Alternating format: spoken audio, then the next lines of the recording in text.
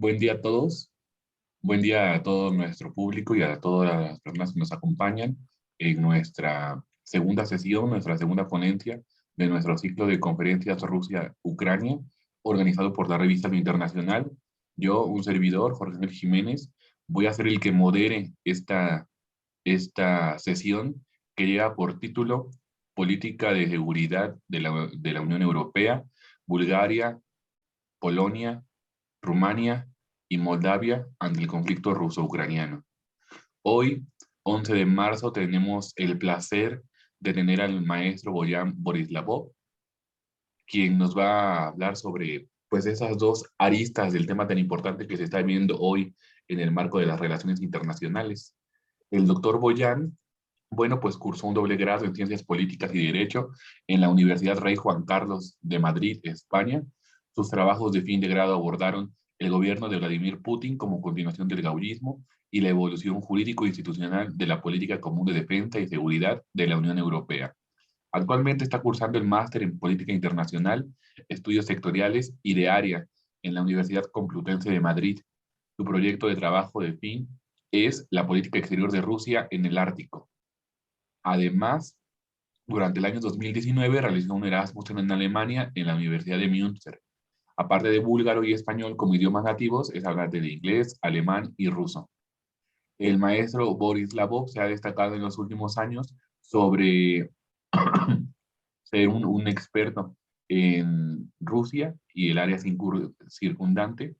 Además, su interés en Europa Oriental, con especial énfasis en la relación rusa con la península de los Balcanes, pues lo ha llevado a publicar algo más de una quincena de análisis sobre política rusa y sus reformas constitucionales, además de los procesos políticos en los estados anteriormente mencionados. En sí, el doctor Boyan hoy nos va a hablar de ese tema tan importante y antes de darle la palabra, pues insta a todos a que nos vayan haciendo sus preguntas conforme vaya sucediendo la plática, por favor. Además, pueden utilizar el chat para, para ir mandando sus cuestiones. Y yo al final de la charla pueda entrevistar al doctor Boyan. Sin más por el momento, les reitero nuestro agradecimiento. Lo Internacional es una revista estudiantil fundada por la licenciatura homónima de la Benemérita Universidad Autónoma de Puebla. En fin, um, maestro Boyan, le cedo la palabra. Muchas gracias. Bueno, pues muchas gracias, Jorge, muchas gracias por la presentación y por la invitación. Es un placer estar con todos vosotros y bueno, espero que sea de provecho. Y bueno, más que nada comentar así en un principio que lo que tenía planeado exponer sobre la política de seguridad y común de la Unión Europea, pues se ha visto bastante trastocado, ¿no?, por los recientes eventos entre Ucrania y Rusia, más en concreto la invasión que ha realizado la Federación Rusa del territorio ucraniano, que básicamente conlleva un movimiento tectónico que sacude toda la política europea, también mundial, pero sobre todo la concepción que tiene el continente europeo y la Unión Europea sobre su propia seguridad y su sistema de defensa.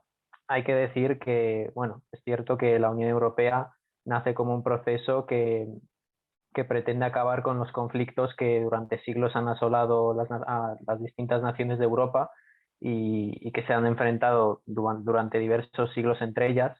El proyecto europeo, dejando al lado un poco la defensa, el proyecto europeo como tal, la integración económica, política y demás, siempre ha buscado aumentar los lazos, ¿no?, la interdependencia entre los distintos estados para así evitar futuros conflictos. La política de defensa nace más en el contexto de la Guerra Fría, ¿no?, en el proceso ya más avanzado de la Guerra Fría, y posteriormente avanza durante los años 90 con el fin de la Guerra Fría.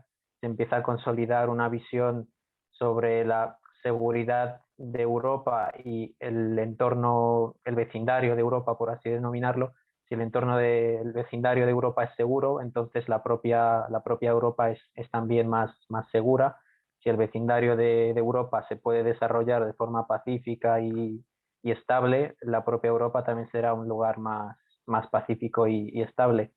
Si bien es cierto que todos estos procesos respecto a la política de defensa y común y de seguridad de la Unión Europea, durante los últimos años han sufrido bastantes críticas porque no se termina de desligar la propia Unión Europea de lo que es la OTAN, porque no tiene la capacidad o no ha querido invertir la suficiente capacidad tanto económica como política para crear lo que se lleva hablando durante los últimos años, un ejército europeo y alcanzar esa autonomía estratégica. Es algo que no se ha logrado y no había perspectivas de que se lograse hasta ahora, que ha vuelto un poco el debate con lo que ha sucedido entre Rusia y Ucrania, ha vuelto a reavivar el debate ya más serio sobre la necesidad de invertir más en defensa. De hecho, la propia Alemania anunció, ¿no?, que iba a gastar más de un 2% de su PIB en defensa, algo que era, pues, no se había visto desde hace muchísimo tiempo. Y bueno, comentar que ya antes de entrar en los países que vamos a abordar, Polonia, Rumanía, Moldavia y Bulgaria, comentar que yo creo, mi punto de vista es que lo que ha sucedido entre Rusia y Ucrania no va a, no va a beneficiar como tal a los planes de autonomía estratégica de la Unión Europea, porque creo que, como he dicho antes, no se había avanzado lo suficiente y no se han creado los mecanismos necesarios. Ahora en marzo se iba a debatir el Strategic Compass, ¿no?, el compás estratégico, que era uno de los nuevos pasos hacia la autonomía estratégica, pero se ha visto también bastante trastocado con los recientes eventos. Pero la OTAN yo creo que va a salir bastante reforzada. De hecho, los países que se están viendo más afectados por ahora el flujo de refugiados ucranianos son precisamente, ¿no?, los países más orientales de Europa, que tienen unas posturas bastante más cercanas a la OTAN antes que apostar por la autonomía estratégica liderada por la Unión Europea y por el eje franco-alemán. Así que creo que la organización del Tratado del Atlántico Norte va a salir bastante reforzada, y los planes que tenga la propia Unión Europea para la autonomía estratégica, yo creo que van a quedar bastante en suspenso. Con toda la retórica que se está viendo, va a salir más reforzada, va a salir más reforzada la OTAN. Ya entrando más de lleno en los países objeto de esta conferencia, pues bueno, me gustaría comenzar por Bulgaria, que es mi país, y también creo que respecto a los otros es el que tiene unas relaciones más históricas y culturales más cercanas a Rusia. Y bueno, sin remontarme demasiado atrás en el tiempo, comentar que durante el siglo XIX, cuando Bulgaria consigue su independencia, su liberación del Imperio Otomano, es gracias a la intervención del Imperio Ruso en la guerra ruso-turca de 1877-1878, y que desde entonces ya Rusia es la etapa en la que Rusia empieza a, a influir más en la región de los Balcanes, buscando expandirse y reducir el poder e influencia del Imperio Otomano, lo cual también provocó la intromisión o la acción de otras potencias como el Imperio Austrohúngaro. Y siempre ha habido unas relaciones bastante amistosas, tanto entre Bulgaria y Rumanía, por la vinculación por ejemplo, el idioma. El alfabeto cirílico surge en Bulgaria en el siglo X. La religión en ambos países mayoritaria es el cristianismo ortodoxo, y nunca ha habido conflictos así destacables entre ambos países. Si bien bien es cierto que a principios del siglo XX Bulgaria se empieza a alejar de Rusia, y están enfrentados durante la Primera Guerra Mundial, porque Bulgaria es aliada de las potencias centrales, Rusia es miembro de la Entente. Pero a partir de la Segunda Guerra Mundial, que hay que mencionar, Bulgaria fue el único país fue un país aliado del eje, ¿no?, del eje de Alemania, Italia y Japón, pero no cerró nunca el consulado de la Unión Soviética en Sofía, en la capital, y salvó a los habitantes judíos búlgaros, que eran más de 40.000 del exterminio nazi, y siempre se movió en una posición bastante ambivalente, intentando mantener las buenas relaciones tanto eh, con los países occidentales y con Rusia, sin decantarse demasiado de un lado u otro, debido pues eso, a lo que he mencionado, vínculos históricos-culturales, temas comerciales y demás. Ya durante la Guerra Fría, Bulgaria se la consideró, bueno, así como un poco en broma, ¿no? Pero como la decimosexta república de la Unión Soviética, debido a las buenas relaciones que había con el poder soviético, porque una parte importante de la élite se había formado en la propia Unión Soviética, siendo ejemplo de ello Georgi Dimitrov, uno de los más destacados líderes comunistas búlgaros, y más tarde Todor Zhivkov, que fue uno de los más longevos dirigentes comunistas en Europa Oriental, también destacó por su buena sintonía con la Unión Soviética en una etapa en la que la propia Bulgaria tenía mejores relaciones con la Unión Soviética que incluso Yugoslavia, ¿no? Que Yugoslavia, considerando a Serbia como el estado heredero más significativo de Yugoslavia, eh, ha destacado siempre por tener muy buenas relaciones con Rusia en la región balcánica y ser el estado como base de Rusia en la región. Pues durante la Guerra Fría fue Bulgaria la que ocupó esa posición. Cuando acaba el socialismo, Bulgaria se distancia de Rusia, de la Federación Rusa, y bueno, se integra, como es sabido, se integra paulatinamente en la OTAN y en la Unión Europea.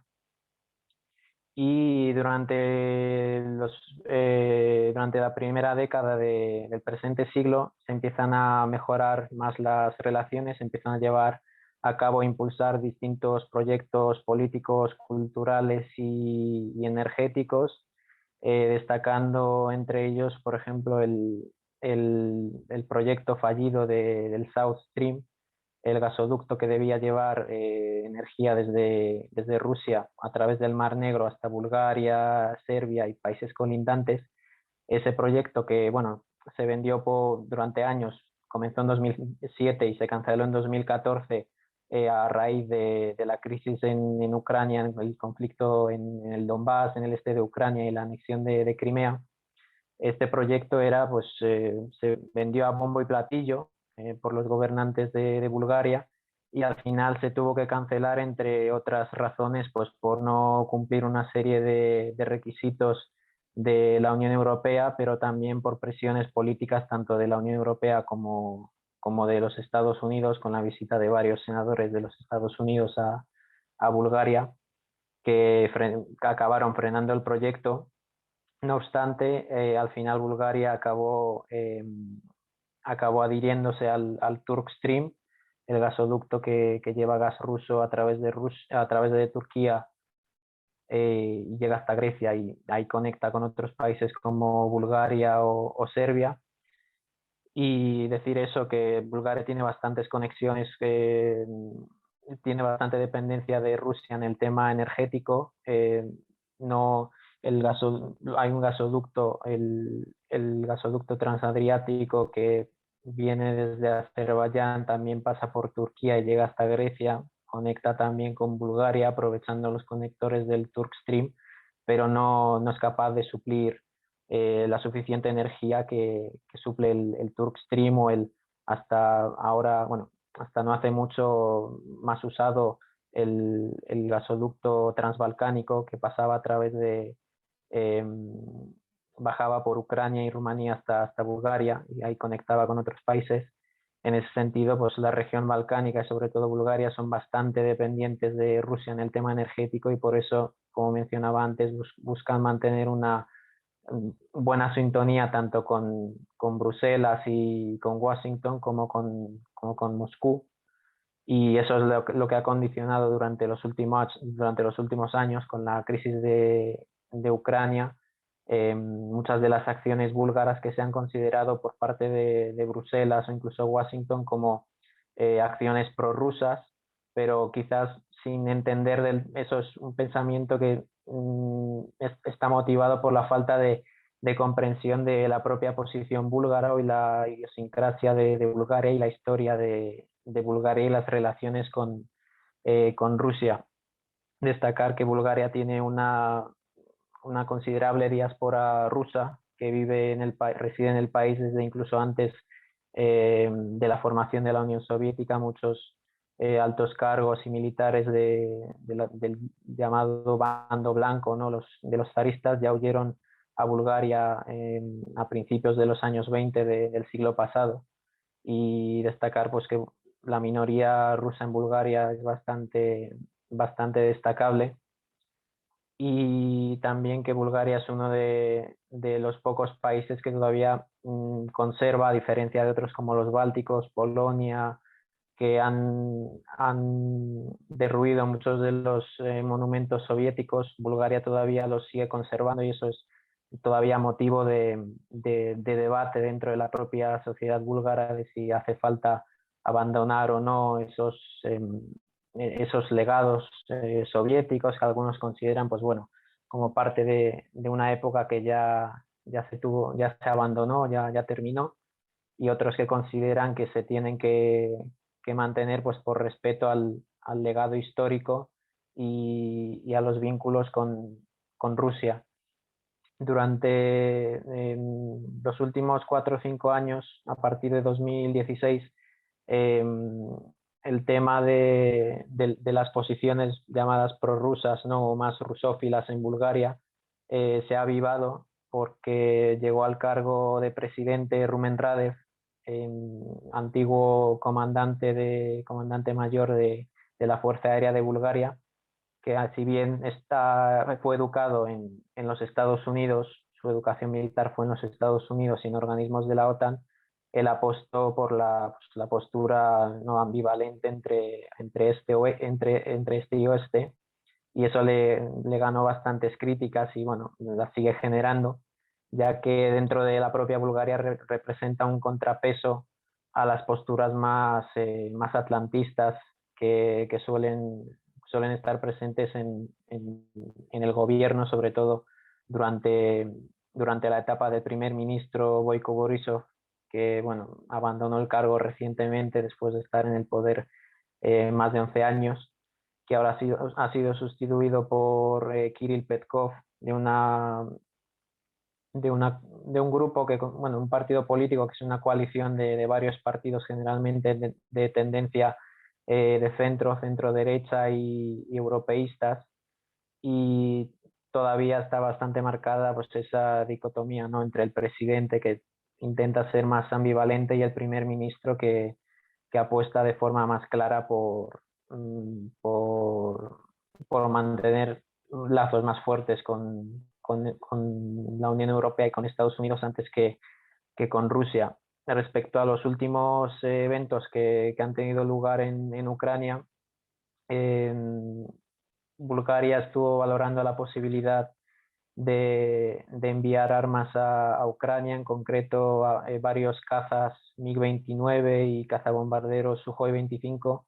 Si bien esa idea al final se descartó, aunque otros países, ya lo abordaré un poco más adelante, como Polonia, sí que parecen más dispuestos a hacerlo, pero Bulgaria se negó por todas esas razones que he expuesto anteriormente, ¿no? De vínculos con Rusia, y también la importante dependencia energética que Bulgaria de momento no puede suplir de ninguna manera, ya que cortar el gas ruso, reducir el consumo de gas y petróleo ruso, como se ha estado comentando durante las últimas semanas en Bruselas por parte del alto representante de la política exterior, Josep Borrell, sería algo totalmente inasumible para Bulgaria, siendo también el país más pobre de la Unión Europea, y bueno, reducir ese consumo causaría bastantes daños y problemas a la población, que está bastante empobrecida, sobre todo la población de la tercera edad, los jubilados,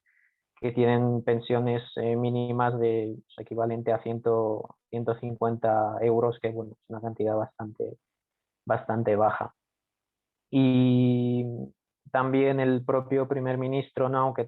Kirill Petkov, aunque tenga unas posiciones más pro-europeas y favorables a Estados Unidos, también se manifestó de manera, la verdad, que bastante sorprendente para mí, mencionando eso, que Bulgaria no podía rechazar, no podía asumir un descenso del consumo de gas y petróleo ruso, y que en caso de que lo viese necesario, el primer ministro pediría una exención a la Unión Europea de que Bulgaria no participase en mayores sanciones contra Rusia. No obstante, yo creo que eso ahora mismo no es algo que Bruselas vaya a aceptar, aunque Bulgaria lo pida, porque rompería un poco eh, como el bloque, ¿no? La visión en bloque, la postura en bloque que tiene la Unión Europea, y Bulgaria ahora mismo tampoco tiene unas palancas con las que presionar a la UE o exigirle ciertas concesiones, pero bueno, es algo que habrá que tener en cuenta, porque que yo creo que la guerra en Ucrania todavía tiene para rato, este mes y quizás parte del siguiente. Si se sigue agravando la situación e introducen más sanciones, como se está comentando ahora en Bruselas, países como Bulgaria saldrían a corto o medio plazo, saldrían bastante afectados tanto económica como socialmente. Pasando ya a otros países como Rumanía, comentar, pues bueno, Rumanía siempre ha destacado por ser uno de los países con posturas más atlantistas y proeuropeas en Europa del Este, en contraste con su vecino búlgaro. Rumanía no tiene tantos vínculos histórico-culturales con Rusia, si bien, al igual que Bulgaria, Rumanía debe parte de su independencia o autonomía a mediados del siglo XIX debido a las intervenciones rusas, ya que el territorio, bueno, anteriormente conocido como Valaquia, que es la parte sur de una de las tres regiones históricas que conforman Rumanía, junto con Transilvania o Besarabia, también conocida, ¿no?, como Moldavia, pero el nombre histórico geográfico es Besarabia. Valaquia fue zona de combates entre el Imperio Otomano y el Imperio Ruso, cuando este último se extendía hacia los Balcanes en el siglo XIX. Y más allá, bueno, del tema religioso y de cierta cooperación que hubo en favor de la autonomía y posterior independencia de Valaquia y lo que sería Rumanía, gracias a la asistencia del Imperio Ruso, eh, las posturas rumanas nunca han destacado por ser muy favorables a Rusia. Si bien también fueron aliados en la Primera Guerra Mundial, las élites rumanas han sido tradicionalmente más por los franceses o por los ingleses. A principios del siglo XX serán básicamente francófilas, si bien luego se vieron también influenciadas por la Alemania nazi, por posturas más de extrema derecha, pero con bastantes tintes religiosos, lo que se ha llamado, ¿no?, el fascismo más con características católicas o más extremas, eh, posturas religiosas más extremas que solían solapar algunas de las posturas del fascismo.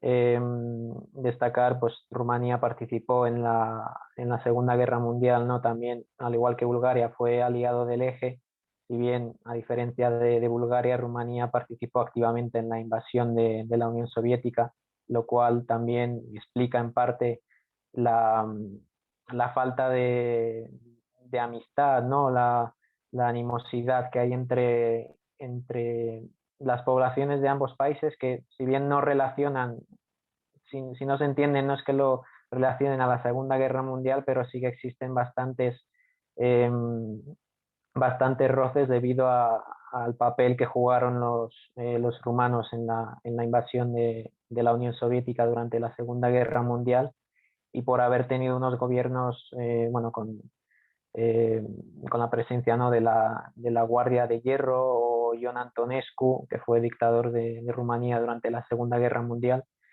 que contrastan con un poco las posiciones ambivalentes que mantuvo que mantuvo el reino de Bulgaria durante la Segunda Guerra Mundial. Durante la Guerra Fría, pues bueno, un poco antes de la Guerra Fría, al final de la Segunda Guerra Mundial, Rumanía queda dentro del bloque del Este, como se pactó en la conferencia de Potsdam.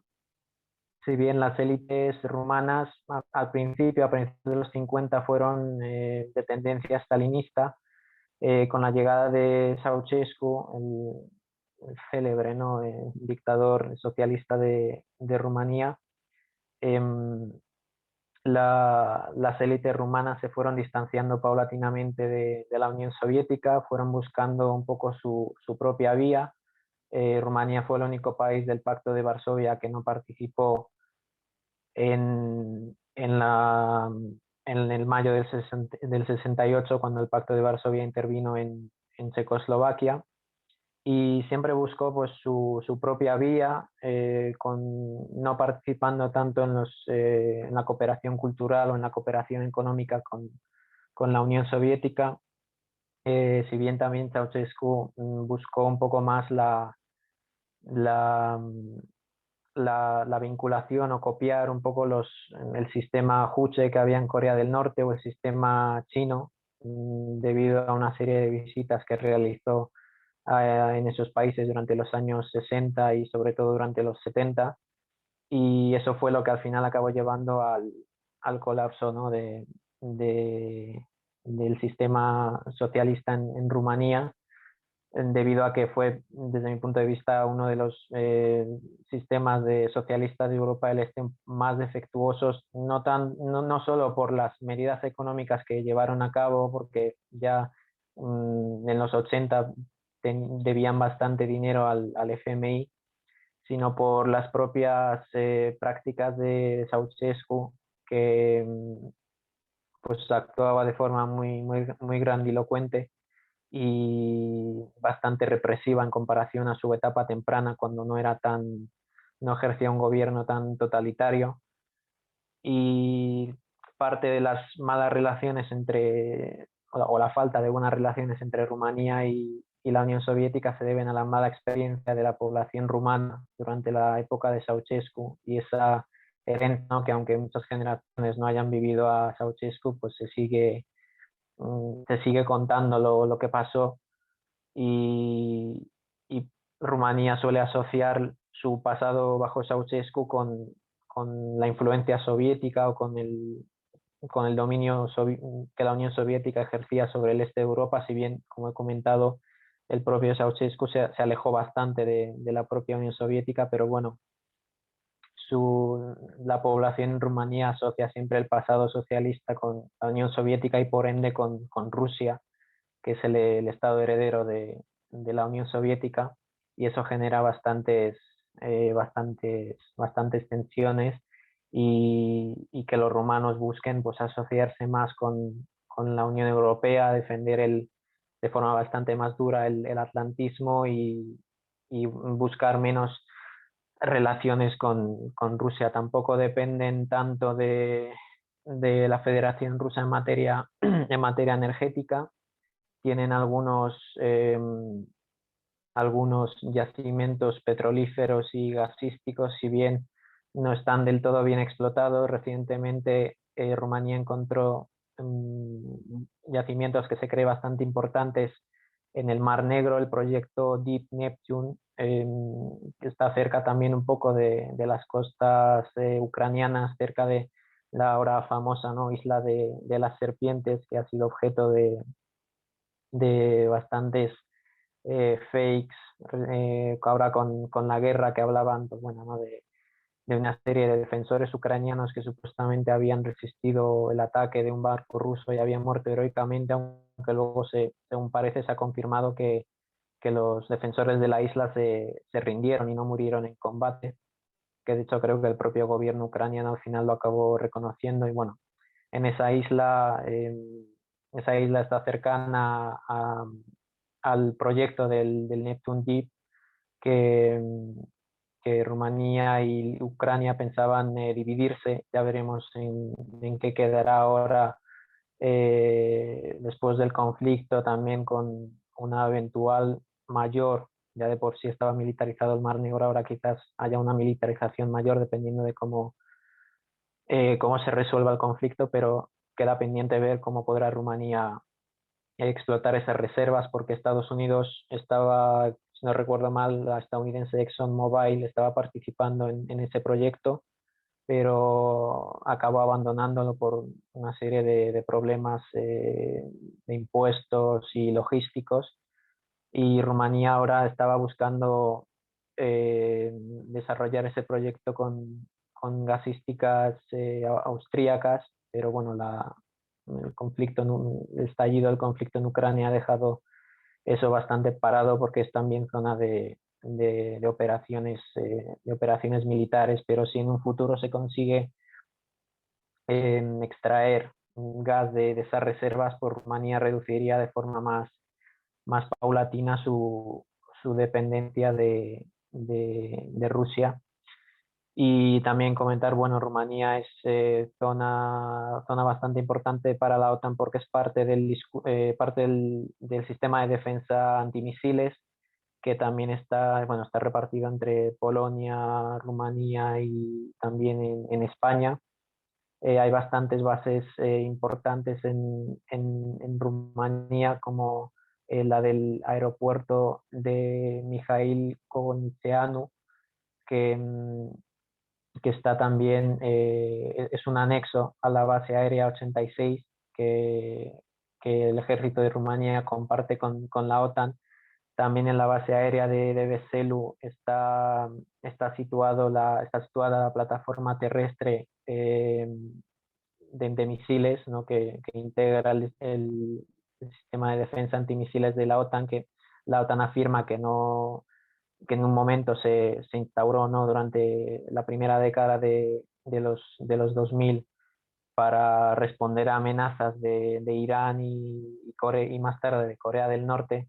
Si bien Rusia siempre ha considerado que eso es una excusa bueno, una excusa que esgrime la OTAN, y que en realidad el escudo de defensa antimisiles está en Rumanía, en Polonia y el resto de Europa, está dirigido a frenar las capacidades rusas en caso de que, bueno, estalle una guerra nuclear, y frenar un poco la capacidad de respuesta rusa, saliendo Europa más mal parada, pero Estados Unidos evitando recibir tanto daño. Si bien dentro o sea, los analistas ya más del tema militar siempre argumentan que en caso de una guerra nuclear, pues no poco cambiaría, porque las capacidades de destrucción son tan grandes que, bueno, es imposible frenar la destrucción mutua asegurada. Pero bueno, ese sistema de defensa antimisiles siempre ha generado bastante,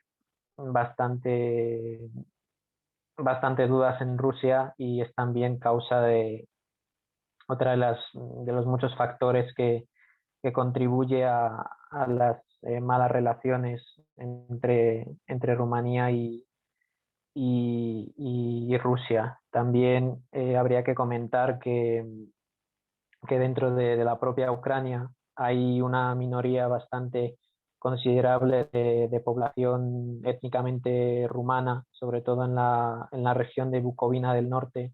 La Bucovina es una de las regiones de Rumanía que durante la época de la Segunda Guerra Mundial, Stalin otorgó a Ucrania como compensación bueno, esto sería ya un poco irme al tema de Moldavia, pero durante la Segunda Guerra Mundial, en 1940, cuando la Unión Soviética se anexiona Moldavia, o bueno, la región de Besarabia, y crea la República Socialista Soviética de Moldavia, le arrebata la región de Buyak, que es donde está la histórica ciudad de Odessa, ¿no? que hoy en día es parte de Ucrania. Le quita ese territorio de esa región de Buyak y se la otorga a la República Socialista Soviética de Ucrania. También le otorga la Bucovina del Norte, que históricamente había formado parte de Rumanía, al igual que anteriormente Besarabia, Moldavia, también había formado parte de Rumanía. Y como compensación también a Moldavia le cede la región del Transniester, o que es actualmente Transnistria, ¿no? Un estado no reconocido, que se considera, bueno, es un territorio separatista de Moldavia, que ya lo abordaré ahora dentro de unos minutos. Pero a raíz de esos movimientos, cesiones territoriales y demás que se produjeron, una parte considerable de población rumana quedó dentro de Ucrania, y durante los últimos años, con el conflicto en el Donbass, en Crimea, las tensiones entre Rusia y Ucrania, en los sucesivos gobiernos, tanto más de Petro Poroshenko que de Zelensky, llevaron a cabo una serie de reformas educativas. La más reciente, si no me recuerdo mal, fue en 2020, en septiembre, entró en vigor en septiembre de 2020, cuando empezó el curso escolar de entonces. eh, se- la reforma consistía en reducir las enseñanzas aumentar las enseñanzas en idioma ucraniano y reducirlas en ruso, rumano, húngaro y también en búlgaro, aunque bueno, la minoría búlgara en Ucrania es bastante pequeña. Se encuentra en la región más de Odessa, pero no es tan considerable como la rumana o la húngara. Y bueno, esta reforma ocasionó bastantes protestas por parte tanto de Bulgaria como de Hungría y también de Rumanía. Si bien las protestas de Rumanía y Hungría fueron un poco más fuertes, porque, como digo, la población étnicamente rumana es bastante numerosa. Según el censo de 2001, que bueno, hablar de cuestiones demográficas de las minorías o cuestión demográfica como tal en Ucrania es un poco problemático, porque en 2001 fue el último censo en condiciones. Desde entonces no se ha vuelto a hacer otro, y es bastante difícil decir con seguridad cuál es realmente la población de Ucrania, porque las cifras varían bastante. Algunos dicen que se sitúa en torno a los 41 millones, otros. El gobierno afirmó a principios de 2019 que había realizado un estudio telefónico, encuestas y demás, y reveló que eran 37 millones. Bueno, no está del todo claro, pero en el 2001 al menos la minoría rumana era superior a las 200.000 personas, lo cual constituía que era una de estaba en el top 3 de minorías en Ucrania, exceptuando la rusa. Estaba, creo, solamente por detrás de la húngara y por delante de la minoría tártara de Crimea. Y bueno, esta reforma educativa generó eso, bastantes críticas y unos cuantos roces entre Rumanía y el gobierno de Ucrania.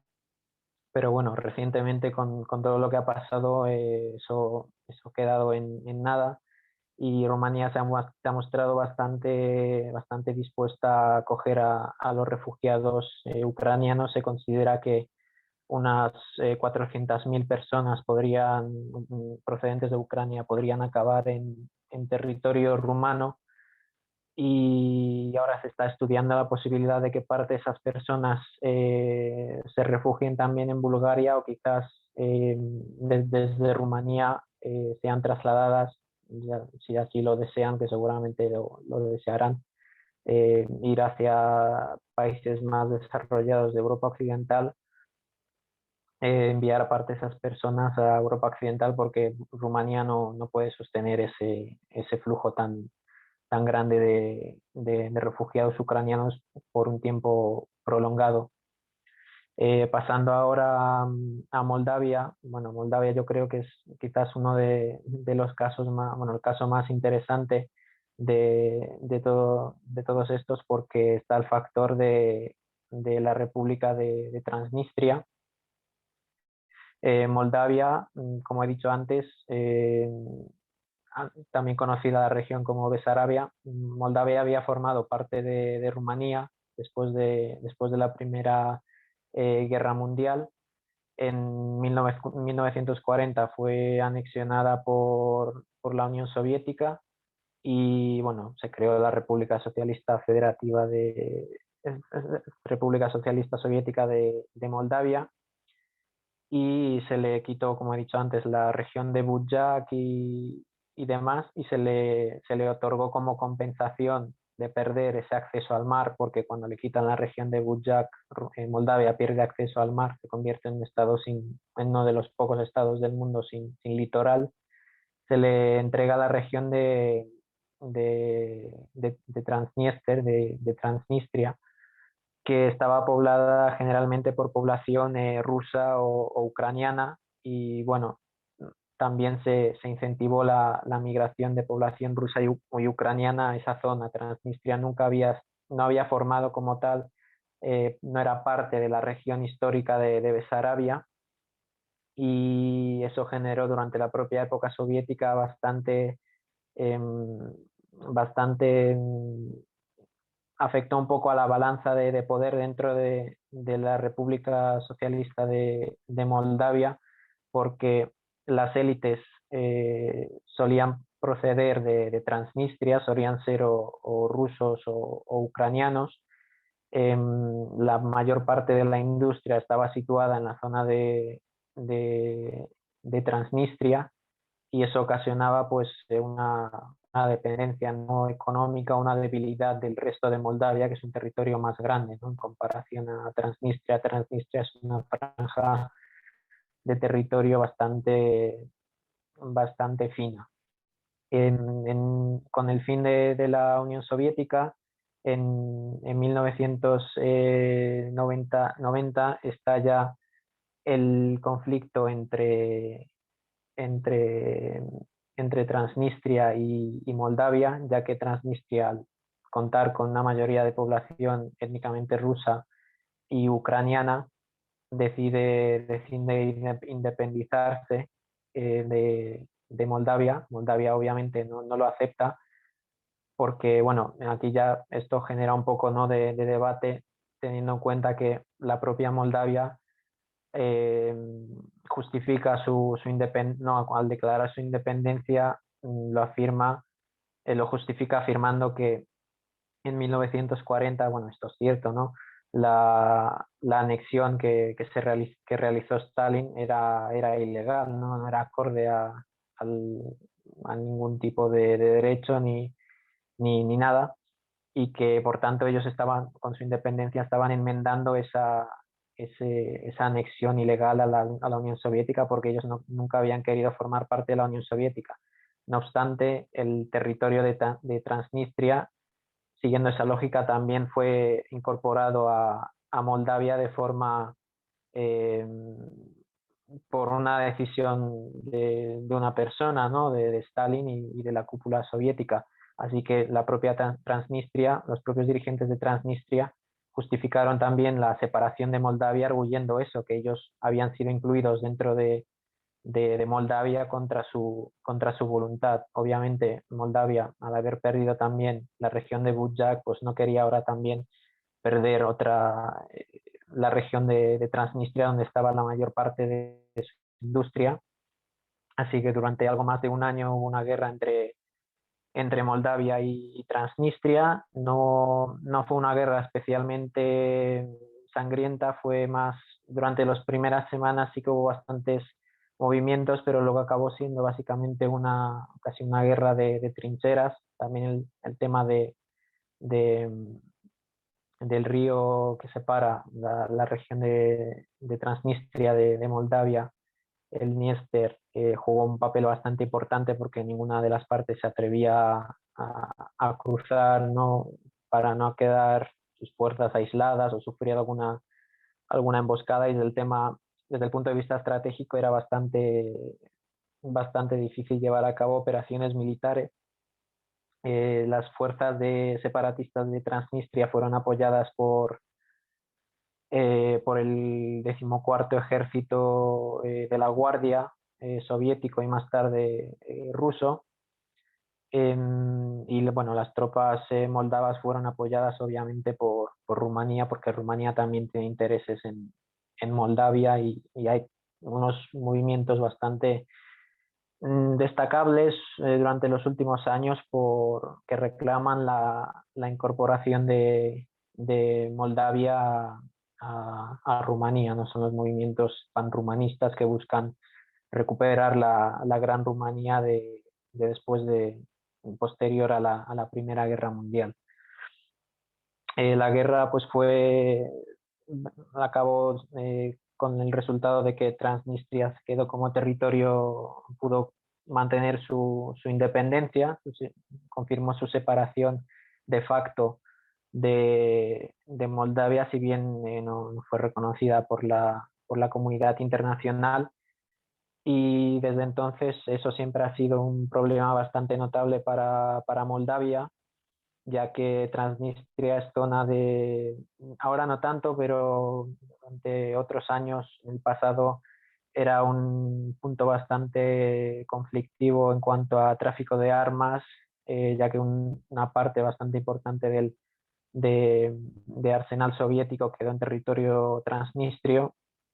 Y bueno, ha habido flujos tanto de armas al mercado negro, tráfico de personas, tráfico de, bueno, todo tipo de sustancias, incluso se ha llegado a hablar de tráfico de órganos. Uno de los más destacados generales, altos cargos militares rusos, llegó a afirmar a finales de los 90 pues, que Igor Smirnov, que fue uno de los más longevos presidentes, uno de los pocos longevos, ¿no? Tampoco ha tenido muchos presidentes Transnistria, uno de los más longevos líderes de Transnistria, que Igor Smirnov y todas las personas que le rodeaban y que dirigían Transnistria pues eran básicamente bandidos y mafiosos, y que a Rusia no le interesaba, no le generaba bastantes problemas mantener esa zona, mm, como, bueno, apoyar a Transnistria, porque al fin y al cabo Transnistria también consume mucho gas ruso. Eso ha generado una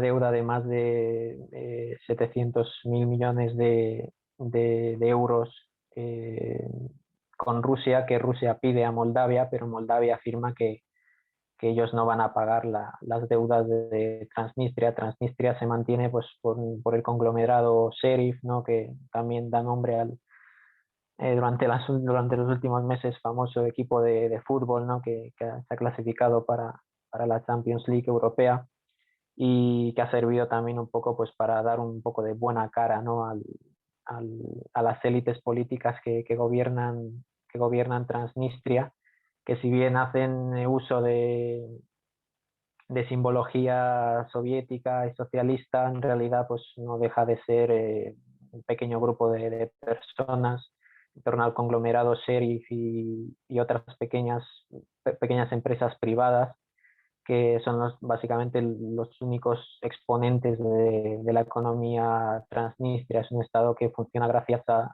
que a Rusia le interesa mantener ese frente abierto, ¿no? De conflicto congelado con Moldavia, para que Moldavia no se pueda incorporar a la OTAN y a la Unión Europea, precisamente por tener eh, una parte de su territorio en conflicto, ¿no?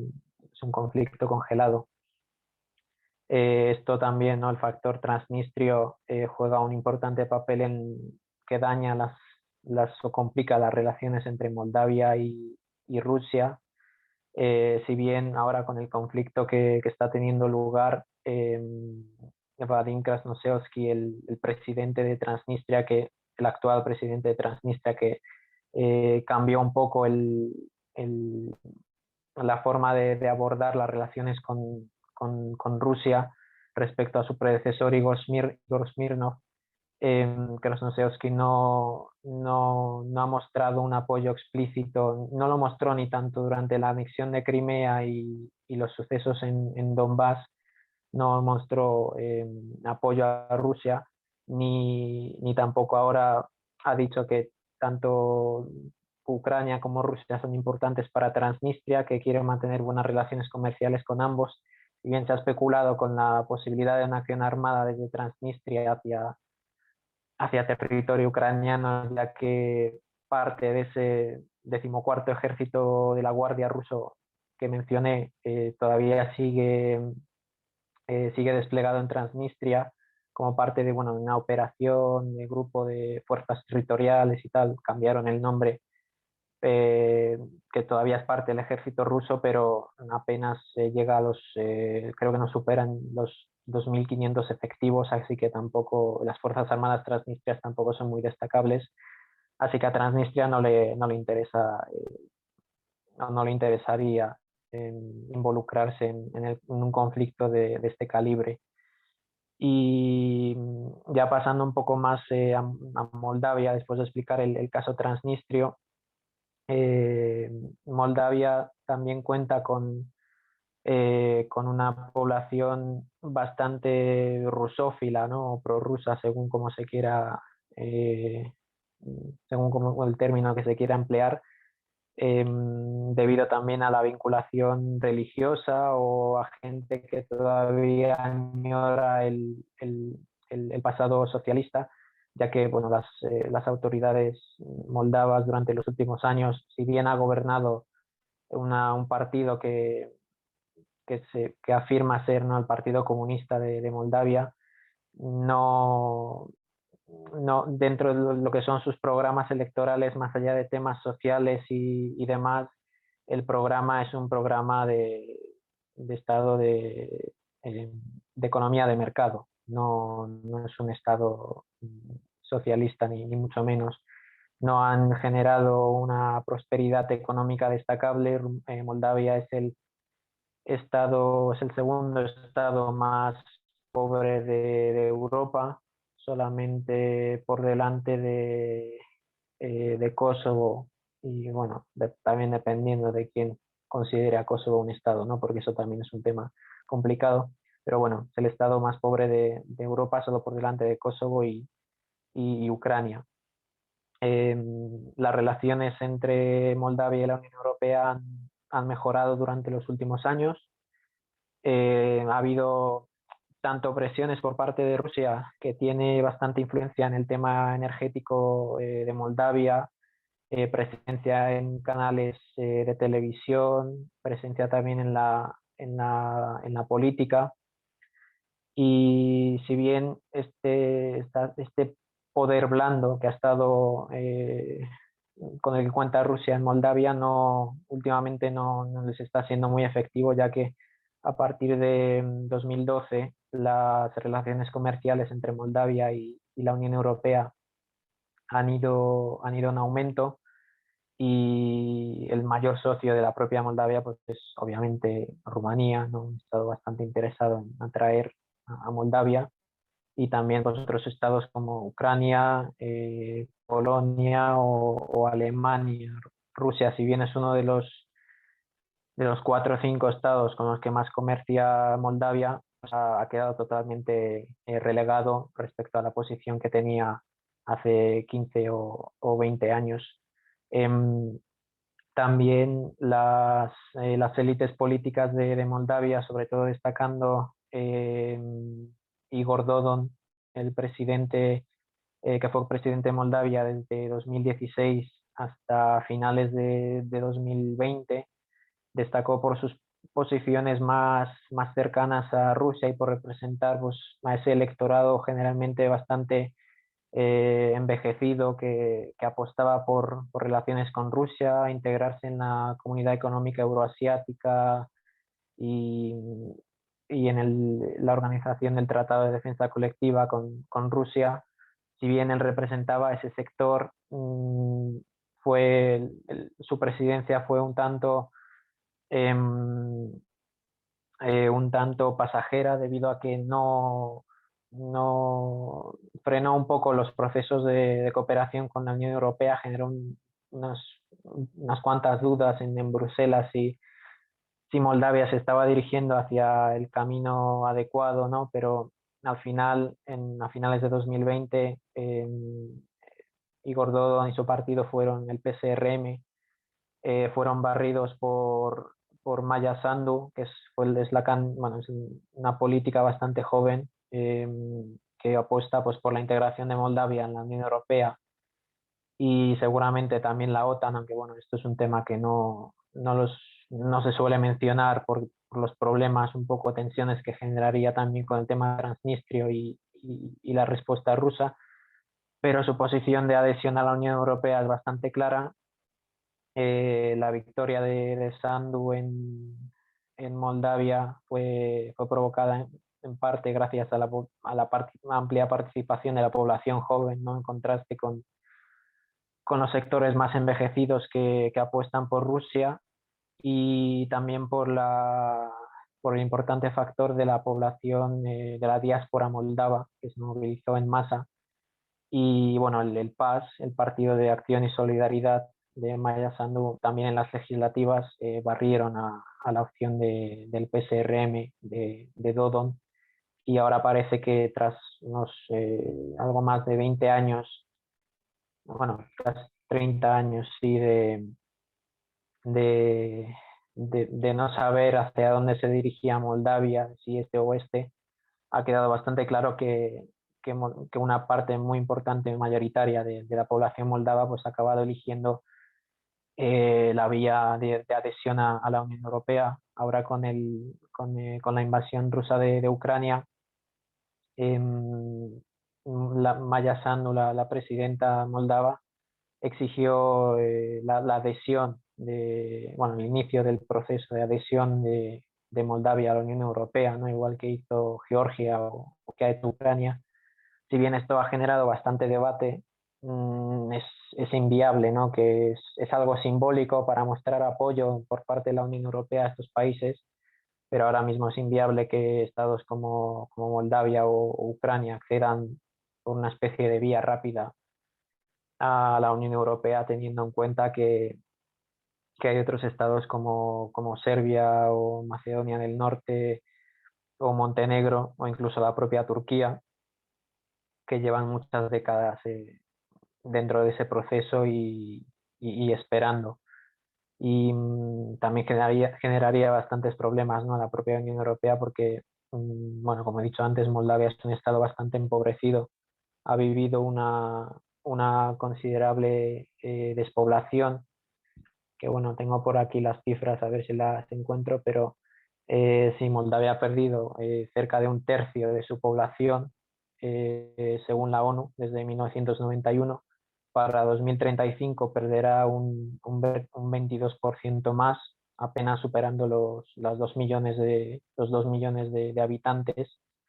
Y también el número de estudiantes universitarios en Moldavia se ha reducido de forma bastante drástica, ya que si en 2010 había más de 400.000 jóvenes de entre 19 y 24 años, en 2021 eran apenas la mitad. O sea, es un cambio bastante brusco, que también se ha visto motivado pues, por el aumento de cooperación tanto económica como política con la Unión Europea, y ha generado pues, un éxodo, una fuga también de cerebros desde Moldavia a países de miembros de la Unión Europea, igual que situaciones que también se han dado con Bulgaria o Rumanía de forma bastante marcada, pero en el caso de Moldavia eh, es un cambio todavía más dramático, debido a que no es un estado muy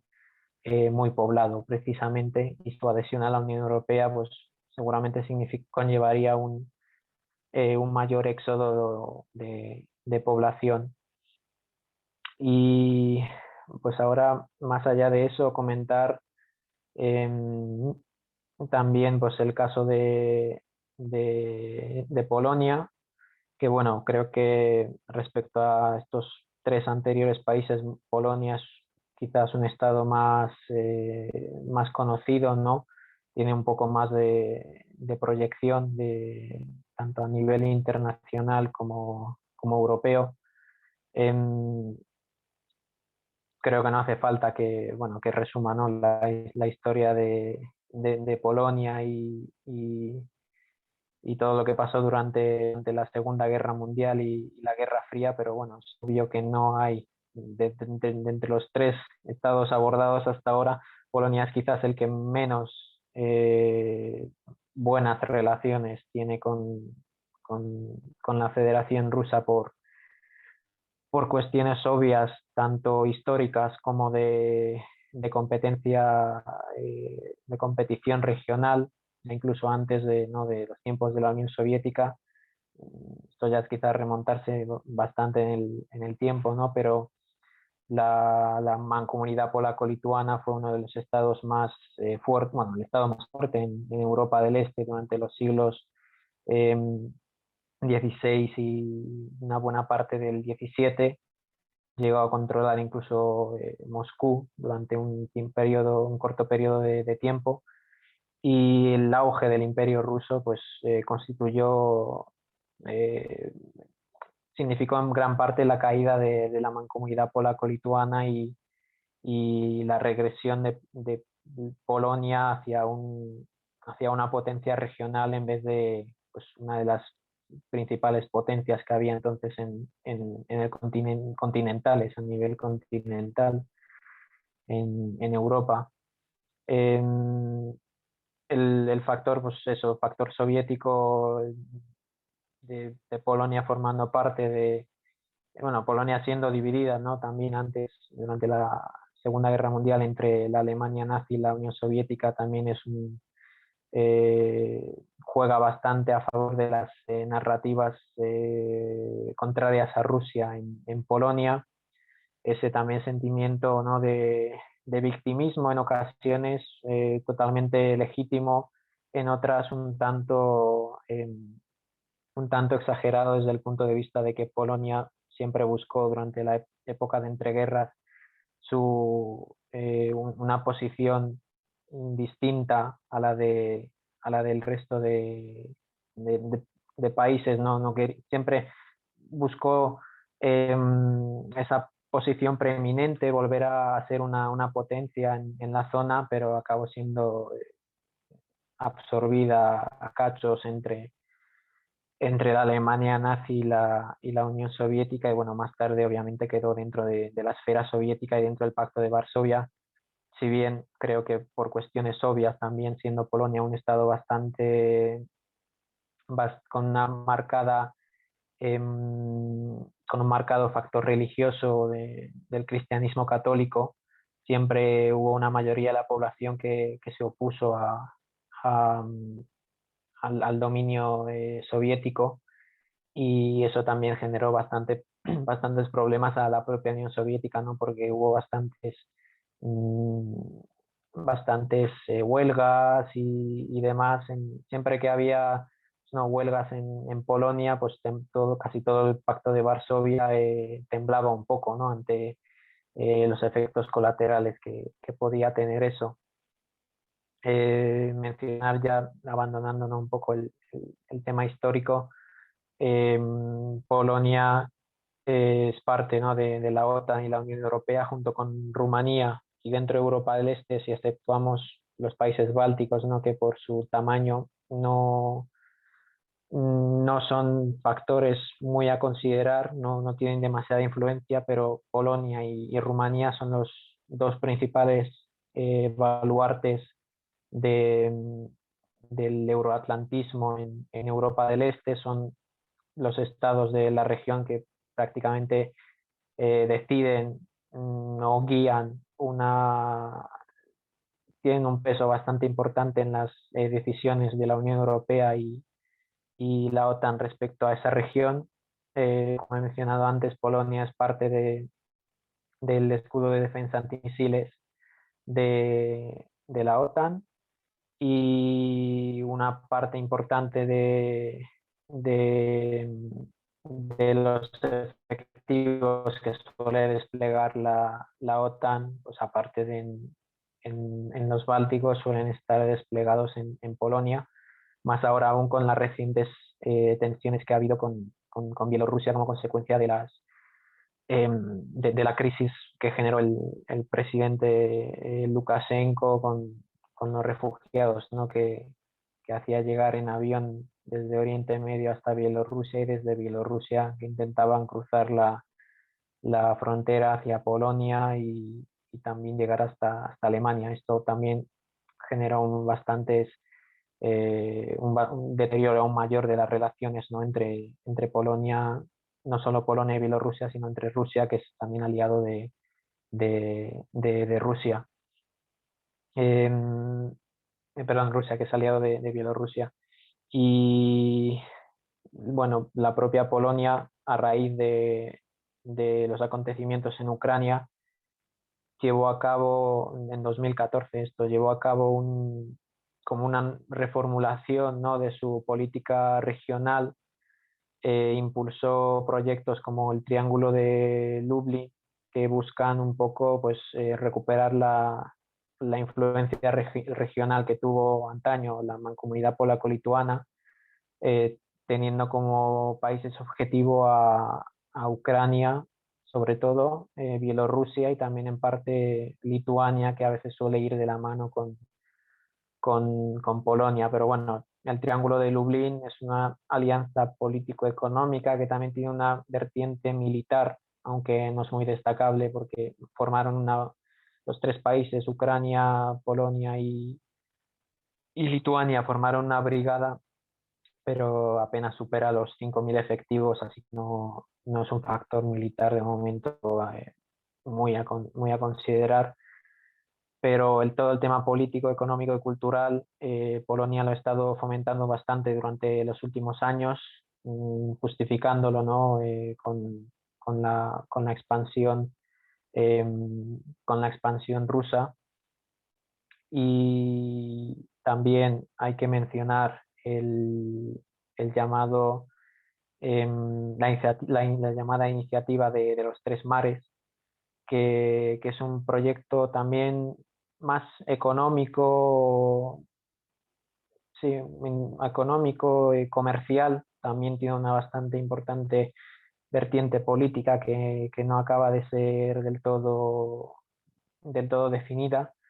A través de este proyecto, de la iniciativa de los tres mares, Polonia busca crear una alianza de países, que incluyan, pues obviamente Polonia, los tres bálticos, los países de Visegrado, ¿no?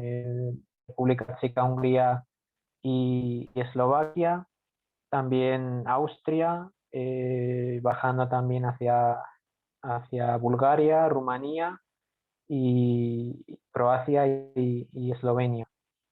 Y claro, así ocuparlas, tanto tener salida, ¿no? al mar Báltico, al mar Negro y al Adriático. Esta propuesta que surge es una propuesta conjunta de Croacia y Polonia en 2015, aunque en realidad está claro que es Polonia el estado que lleva la voz cantante en este plan, ya que es el estado de Europa del Este con mayor poder económico y político y también demográfico, si exceptuamos Ucrania. Con este proyecto, Polonia lo que busca es recrear un poco, dar una nueva vida al proyecto Intermarium, que fue un proyecto del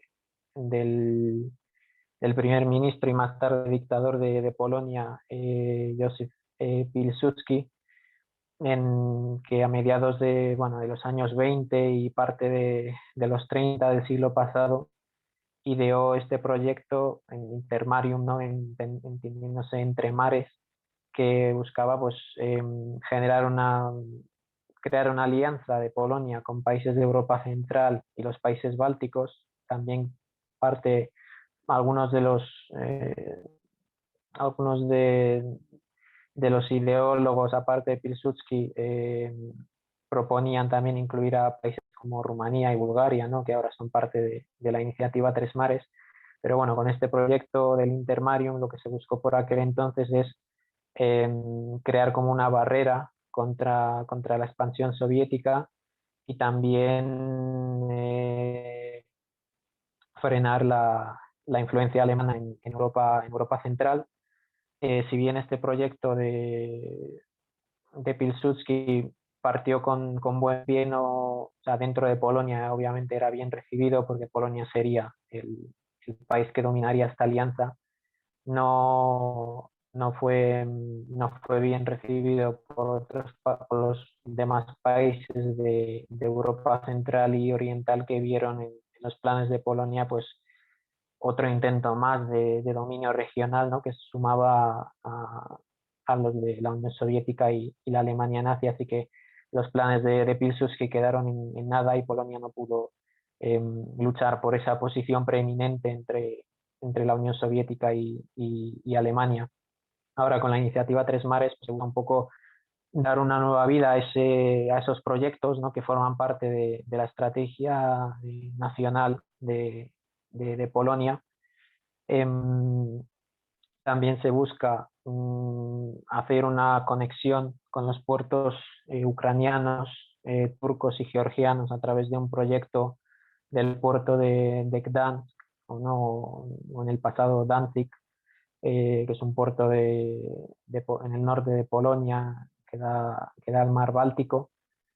Con este proyecto lo que se busca es crear una vía de comunicaciones comerciales entre Polonia, Ucrania, los países del Mar Negro, sobre todo Georgia, que conecte con las vías comerciales de la nueva ruta de la seda china. Si bien esto implicaría que buscar una vía que excluyese obviamente a Rusia, ¿no? Todos los planes polacos, como he dicho anteriormente, constituyen parte de la lucha regional que Polonia ve como una lucha regional entre ellos y Rusia. Todos los planes polacos consisten en evitar pues, vías comerciales que pasen por Rusia, o restar importancia a los proyectos gasísticos que vienen el suministro del gas, normalmente que viene de la ruta este-oeste, del puerto de Gdansk, o la iniciativa Tres Mares, y sustituir las rutas este-oeste por unas rutas norte-sur, que también implicarían obviamente en el tema energético el suministro de gas natural licuado, generalmente procedente de los Estados Unidos. Los Estados Unidos son el estado no, la parte que eh, más interés ha mostrado por el proyecto de la iniciativa de los Tres Mares. También Alemania es uno de los principales garantes económicos de ese proyecto, ya que requería, o sea, aparte del tema económico, también toca muchas vertientes, también como la de telecomunicaciones, pero los países de Europa del Este y Central, aunque estén liderados por el país más desarrollado de la región, Polonia, no tiene la capacidad económica para estos proyectos, no, llevar a cabo estos proyectos por sí solos, y requieren como reconoce la propia estrategia polaca, requieren de una intervención de una potencia mayor, de una especie de valedor, que en este caso pues estaría entre Alemania y los Estados Unidos. Esto teniendo en cuenta que la estrategia polaca es la de dar una nueva vida, ¿no? al, al, al, al intermarium de Pilsudski, o lo que fue en su día la Mancomunidad Polaco-Lituana, pues crea un poco de, de dudas, ¿no? En el sentido de que se busca acabar con la dependencia de los países de Europa Central y Oriental de las potencias, ¿no? Que no sean el campo de batalla de las potencias, tanto del oeste como del este, más que nada Rusia, Unión Soviética, ¿no? O Alemania y compañía, y ser países más capaces de definir su futuro y tomar sus propias decisiones, pero por la clara falta de poder económico, el tener que hacer depender estos proyectos de un valedor, en este caso como Alemania o Estados Unidos, pues toca un poco, deja un poco en mal lugar la idea no, de esa independencia, porque al final acabas siendo estando supeditado a los designios de una potencia mayor, que acabará guiando esos proyectos según según le interese. De hecho, la propia Iniciativa Tres Mares no tiene todavía instituciones políticas como tales, pero se ha estado evaluando se ha estado evaluando la posibilidad de establecer instituciones políticas, ya sea en Alemania o en Bruselas, ¿no? En la sede de la Unión Europea, lo cual también deja un poco claro, ¿no? que el proyecto quedaría supeditado no a los designios de los países miembros, sino a los designios de una potencia mayor, incluso de una organización como la Unión Europea, que también pues, aprovecharían a su favor en el contexto en el que estamos ahora, fomentar esa ruta comercial y demás del norte-sur en detrimento de la ruta este-oeste. Pero bueno, es un proyecto de la iniciativa Tres Mares que requiere una inversión de más de 570.000 millones de dólares, y ahora mismo apenas eh, se han recaudado 3.000 millones. O sea, queda un largo trecho por recorrer. También mencionar que se ha estado hablando, ¿no? Respecto al conflicto ruso-ucraniano, Rusia ha estado hablando de que Ucrania estaba por la labor de crear armas nucleares o de potenciar sus capacidades nucleares con la colaboración de los Estados Unidos. Esto, pues bueno, todavía es motivo de debate, ¿no? Se acusa a Rusia de generar fake news, ya que Ucrania nunca ha tenido supuestamente planes, ¿no? de potenciar su capacidad nuclear después de haber firmado el memorándum de Budapest, en el que a cambio de respetar su integridad territorial por parte de Rusia, Ucrania se comprometía a, a renunciar a sus armas nucleares, ¿no? Legado de la Unión Soviética. Pero si bien esto generaba más quizás debates, investigaciones en el futuro, hay que mencionar que diversos políticos ucranianos, por ejemplo, bueno, políticos no, pero sí más periodistas, se han pronunciado a favor de que Ucrania recupere su capacidad nuclear con obvia ayuda de los Estados Unidos.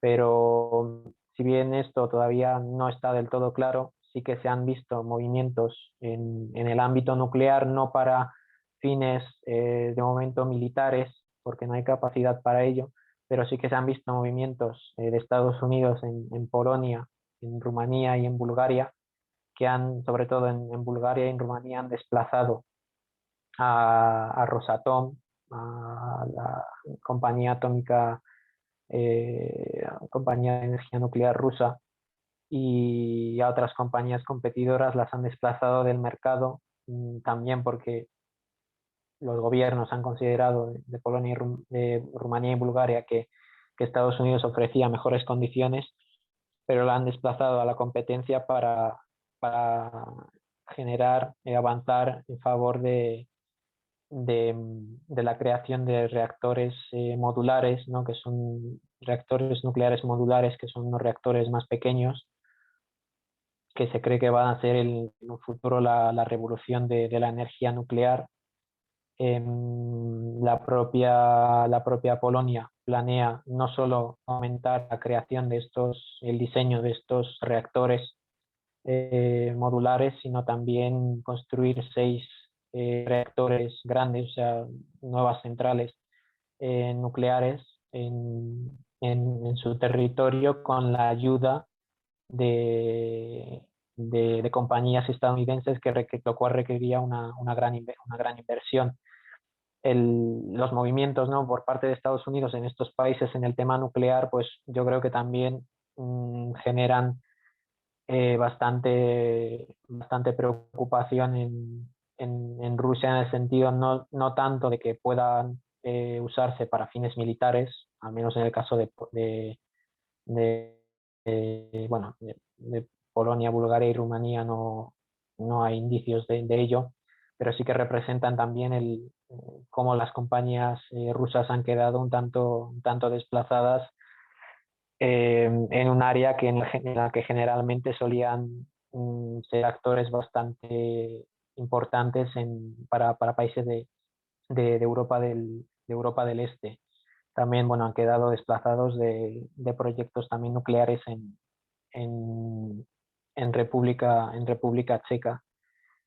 Y bueno, así por lo pronto yo creo que es todo lo que tenía pensado comentar. No sé si Jorge tiene algo que añadir a todo esto.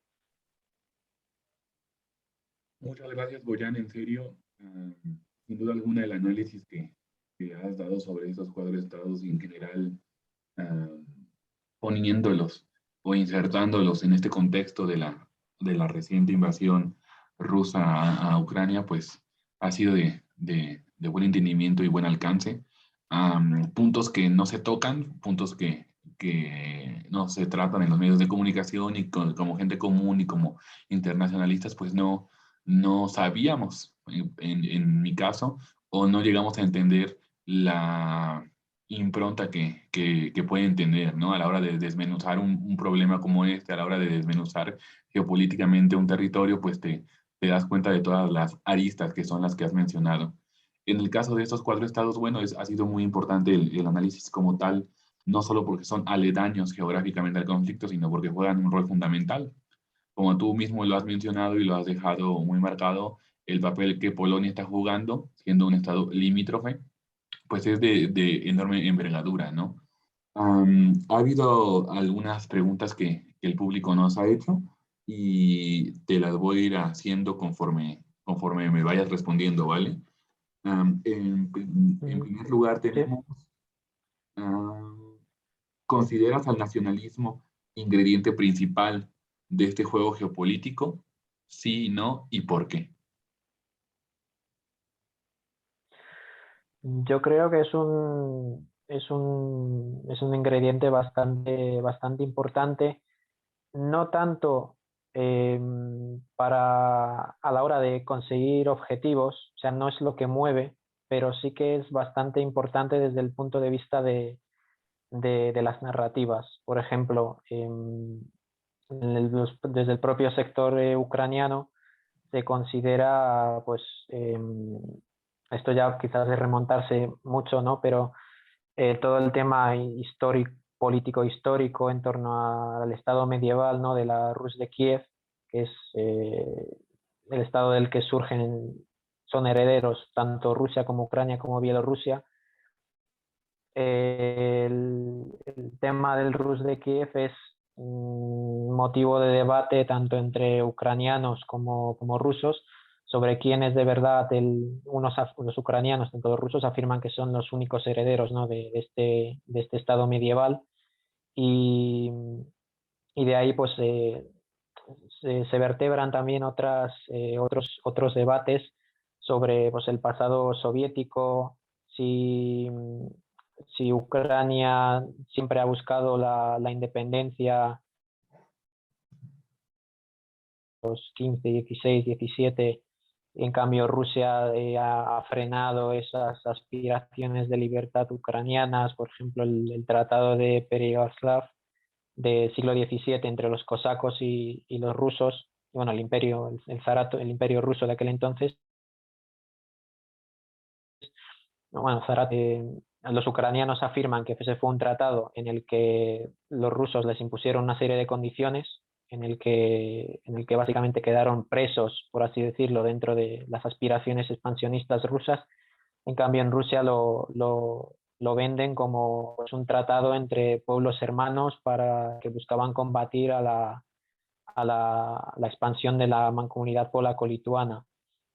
También, pues eso, como hemos visto con el discurso de Putin, que justificaba la intervención en Rusia, arguyendo ¿no? a la desnazificación, a una serie de cuestiones históricas que han generado bastantes críticas porque bueno, se le puede acusar de revisionismo histórico, ¿no? Y también pues, de querer alterar las fronteras. pero él justifica por ejemplo, el tema de la desnazificación, lo justifica arguyendo, haciendo alusión, ¿no?, a la herencia, a la gran victoria en la gran guerra patriótica de la Unión Soviética contra la Alemania nazi, que eso genera es bastante llamativo, obviamente, para los rusos, porque es el evento histórico más significativo para ellos, esa victoria.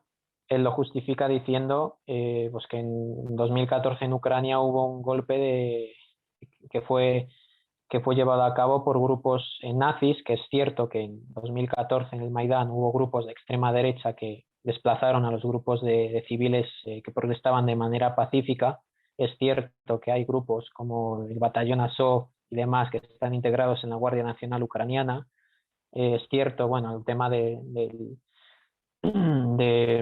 la restricción de las lenguas que he mencionado antes. Es cierto que eso se ha llevado a cabo, si bien tampoco es representativo para los 37 o 41 millones, dependiendo, ¿no?, también el tema demográfico es problemático, pero dependiendo de cómo se vea, no es representativo de los millones de ucranianos. No, los ucranianos en su mayoría no son nazis, no son de extrema derecha, pero tanto una parte como otra buscan emplear el elemento nacional de no, somos un pueblo separado de vosotros, por parte de los ucranianos, no, somos el mismo pueblo, por parte de la narrativa rusa, pero yo lo englobaría más, o sea, el propio conflicto en una lucha por el poder y por zonas de influencia entre Rusia y la OTAN, Unión Europea. No creo que el tema del nacionalismo sea el principal, la causa principal de justificación. Sirve más para guiar las narrativas y para distraer quizás a la gente de lo que es el enfoque más global, ¿no?, de este conflicto, que yo creo que suele pasar bastante desapercibido, pues en favor pues eso, de alusiones históricas, de si esto recuerda lo que hizo Hitler o no hizo Hitler, que yo creo que eso siempre genera, ¿no?, más debate, es más llamativo, pero hace que se solapen un poco las causas principales, que son, pues eso, control, zonas de influencia, áreas de influencia, que aunque mucha gente diga que no existen, siguen existiendo, temas económicos, prestigio político, militar y demás. Ok, muchas gracias, muy interesante opinión. La siguiente pregunta es, ¿puede ser la invasión rusa a Ucrania preludio para un aumento de las tensiones en los Balcanes entre los países miembros y no miembros de la Unión Europea, con Kosovo todavía como conflicto? Yo creo que puede. Ahora, no me atrevería a decir que vaya a producir un deterioro de la situación. No obstante, desde hace varios años, sobre todo 2000, bueno, entre Croacia y Serbia hay unas narrativas también un poco de rearme armamentístico y demás, desde 2015-2016. En la propia Bosnia y Herzegovina hay, bueno, el presidente de los serbobosnios, ¿no?, en la presidencia tripartita de Bosnia y Herzegovina, Milorad Dodik, sí que lleva desde 2006 aproximadamente afirmando que no, que la República Srpska se va a separar de Bosnia. Eso podría, pues, provocar un conflicto en el que intervenga también Serbia y Croacia, ¿no?, para defender a las respectivas minorías. Pero ahora con el conflicto en Ucrania, la verdad es que si bien Dodik ha conseguido presionar para que Bosnia no imponga sanciones a Rusia, no ha conseguido que Bosnia se oponga a la resolución de la Asamblea General de Naciones Unidas de condenar la invasión de Rusia. Y también creo que ha moderado de momento un poco su discurso, viendo cómo está la situación, y también porque esto quizás fue un poco simbólico, ¿no? Pero el 23 de febrero, un día antes de la invasión que anunció Putin, la misión de la Unión Europea, la EUFOR, en Bosnia, la operación Altea, anunció el envío de 500 efectivos más a Bosnia para mantener un poco el control, ¿no? y la estabilidad en la zona. Yo creo que eso fue bastante significativo, ¿no? Justo un día antes de lo que ha pasado. Y en respecto a Kosovo, con Kosovo pues hay bastantes tensiones últimamente también, bueno, entre Kosovo y Serbia, ¿no? Eh, por el tema, entre otros, de que Kosovo quiere formar, bueno, ya lo tiene en marcha, formar su propio ejército, y eso en Serbia lleva pues, 2 o 3 años generando bastantes críticas. Y bueno, también la prensa balcánica es un poco sensacionalista, y la prensa en general, ¿no? de otros países que intentan comentar la región balcánica, pues también entran un poco al trapo de ese sensacionalismo. Pero mientras haya tropas bueno, de la misión de la Unión Europea o de Estados Unidos en Kosovo, o la operación Altea en Bosnia, yo creo que va a ser bastante difícil llevar a cabo pues, acciones militares que de hecho no beneficiarían a nadie en la región balcánica. En la región balcánica, todos los discursos en favor de los conflictos que llevan a cabo muchos políticos en general no suelen ser compartidos por una mayoría de la población, y, y buscan distraer a la propia población de la mala situación económica bueno, y del éxodo poblacional. Así que de momento yo creo que no perjudicará a la región, pero hay que ver cómo evoluciona el propio conflicto y seguir un poco más de cerca que antes lo que pueda pasar en Bosnia, porque si bien no creo que haya conflictos entre la propia Croacia y Serbia, o entre Serbia y Kosovo, lo que pase en Bosnia, que este año también hay elecciones, pues podría determinar un poco el futuro de la región. Pero de momento no veo que haya conflicto, pero hay que estar atentos siempre. Ok. Bajo esta tesitura, ¿crees, bueno, un poco yéndonos más al norte, eh, ¿crees un mayor aumento, una mayor participación, una mayor intervención en materia militar, política, de parte de Polonia para con Ucrania? Yo creo que sí, o sea, yo creo que a ellos como he comentado antes, les interesa,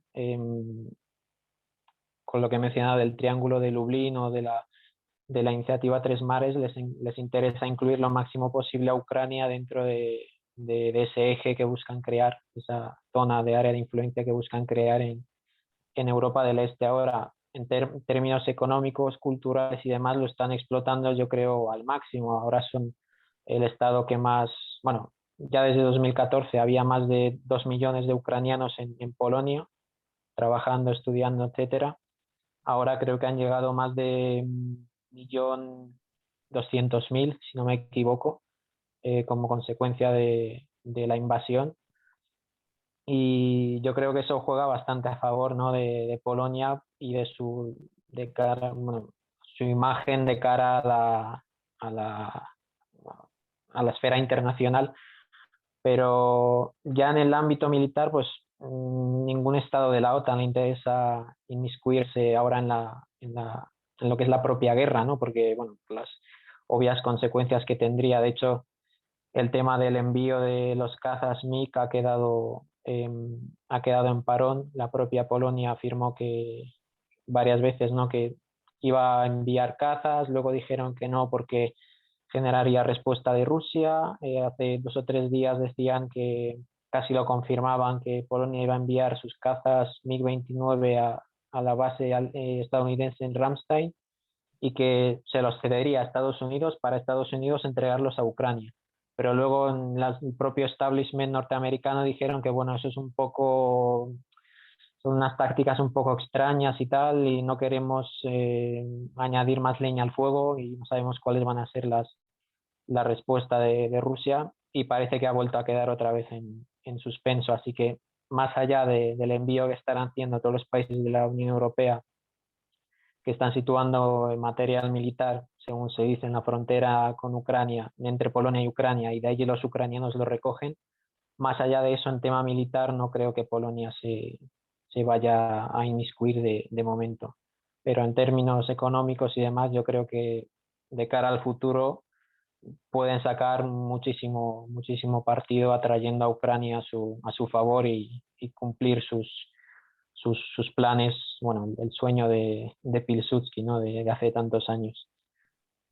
En lo concerniente a la Unión Europea y a la OTAN, ¿observas futuras adhesiones o una expansión de estas dos para con estados europeos que no pertenecen a estas dos organizaciones, a estos dos organismos, y que sean una posible, digamos, am, amenaza a, a la Federación Rusa? Bueno, se ha estado hablando se ha estado especulando con la adhesión de Suecia y de Finlandia a la OTAN. Según se publica se ha publicado, ¿no? en encuestas en ambos países, al menos en Finlandia, creo, una mayoría de la población sí que estaría a favor del ingreso en la OTAN. En Suecia hay bastantes indecisos todavía, pero sí que hay más gente a favor que en contra. El tema es que el ingreso de estos dos países en la OTAN generaría más tensiones con Rusia. Rusia ya lo ha avisado de que respondería, ya veremos cómo, en caso de que suceda. Y también, pues, acabaría con toda la balanza, bueno, incrementaría,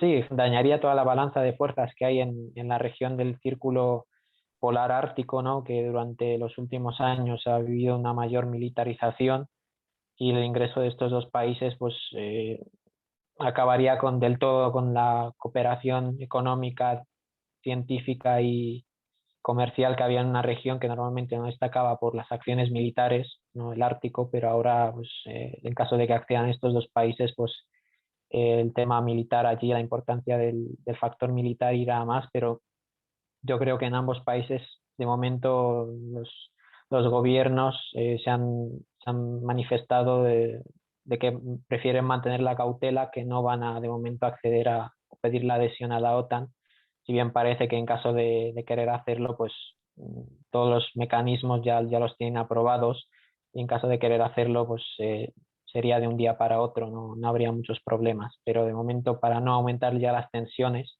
con Rusia, no van a apostar por la adhesión.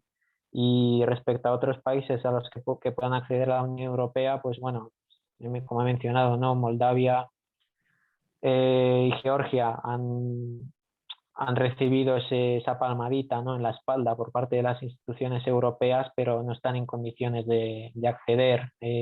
Ambos países, Moldavia y Georgia, tienen conflictos territoriales, ¿no? Transnistria, Osetia del Sur y Abjasia. Habría que ver cómo lidiar con eso, porque la propia, la propia Unión Europea tiene un artículo análogo al artículo 5 del Tratado de la bueno, de la OTAN, ¿no? De asistencia mutua, no recuerdo mal, es el 42.7 del TUE, que habla a favor de la asistencia militar, ¿no? En caso de que un Estado miembro de la Unión Europea se vea atacado. Así que con esos dos conflictos que tienen Moldavia y Georgia, de momento no veo a la vista una integración, teniendo en cuenta que hay otros muchos estados que llevan bastantes años esperando. Y respecto a otros países que puedan acceder, pues obviamente Ucrania le queda un largo trecho por recorrer. Igual es el mismo caso que Moldavia y Georgia. Y ya otros estados, bueno, Turquía me parece que quedó hace años descartada para acceder a la Unión Europea. No, Erdogan no parece por la labor. Y yo creo que no habría así más estados que generen problemas a Rusia, o sea, que puedan generar quejas por parte de Rusia.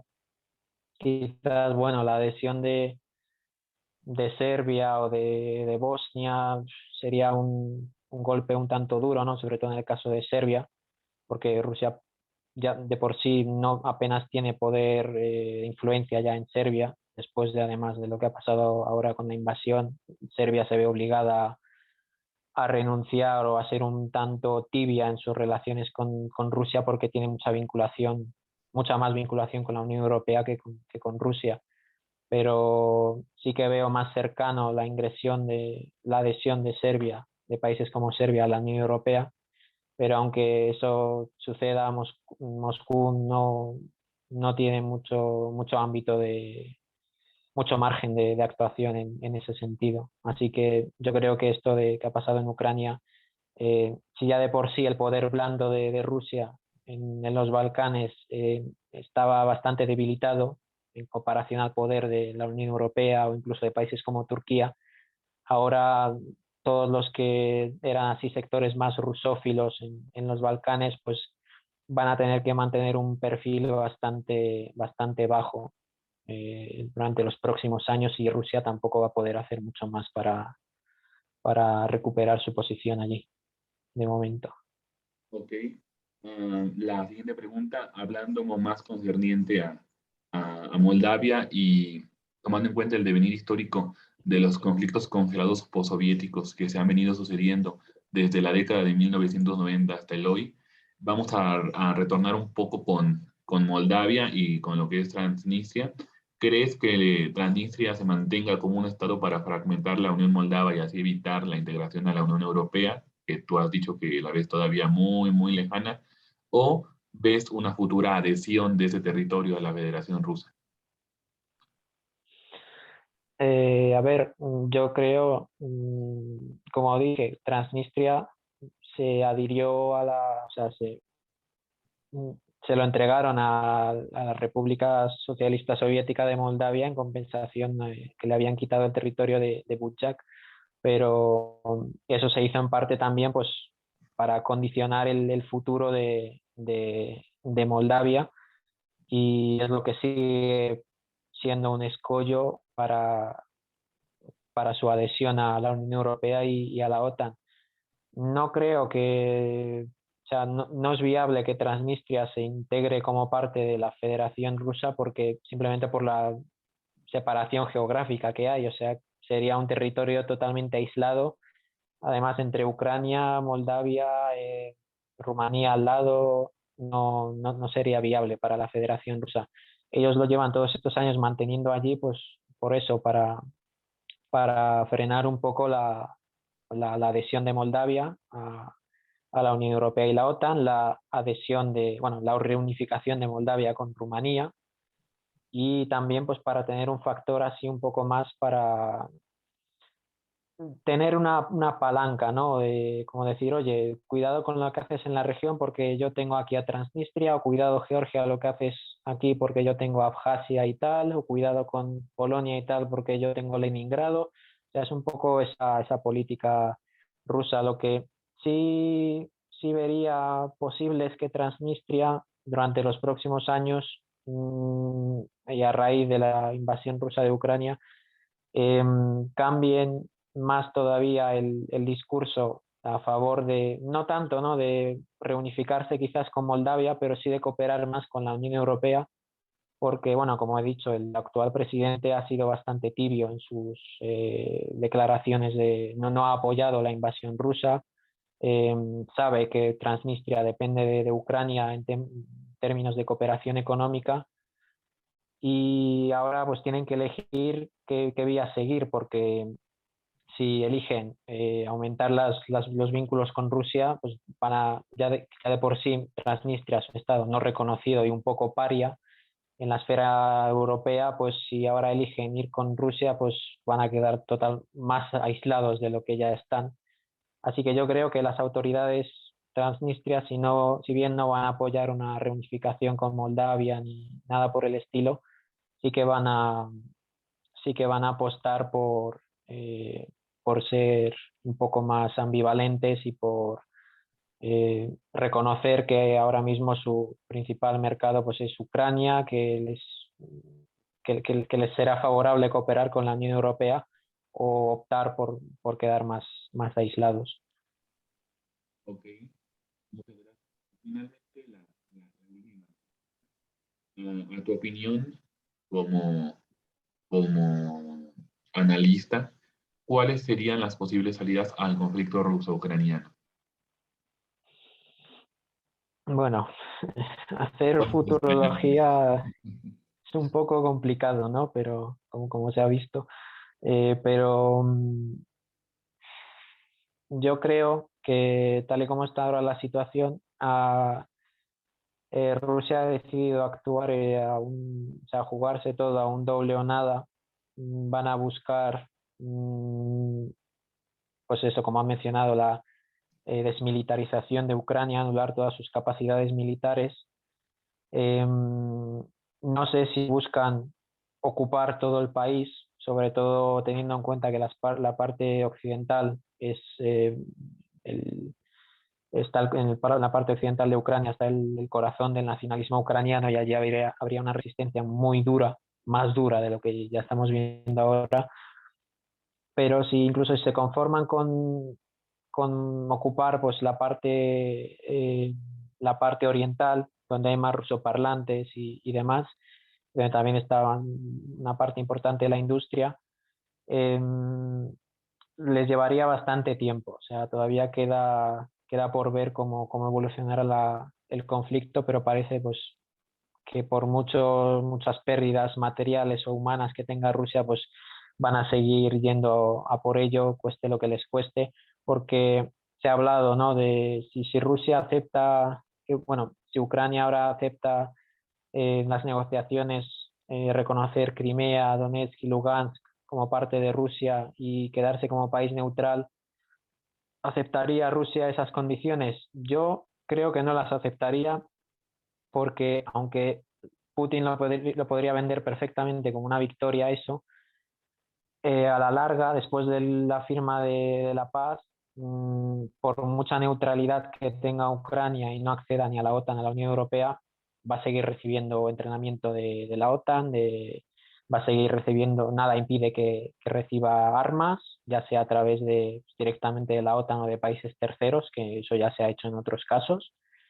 Y, y Ucrania pues, podría reconstruir sus capacidades militares en cierto tiempo y volver a ser, y Rusia podría decir pues, que otra vez es un peligro para ellos. Así que yo por eso creo que tal y como está la situación, Rusia busca que ni para ti ni para mí, que Ucrania casi sea un estado tan débil que no pueda volver no quizás a existir, ¿no? Como Estado, pero que quede muy tan lisiado que sea insostenible, que sea como una especie de zona buffer entre Rusia y la OTAN y la Unión Europea y que nadie pueda sacar mucho provecho del territorio para emplearlo ya sea como base por parte de la OTAN y la Unión Europea o como zona de posterior expansión e influencia por parte de Rusia. En un principio yo creo que sí que esperaban una operación más rápida, de no destruir quizás toda la infraestructura militar para poder usarla ellos,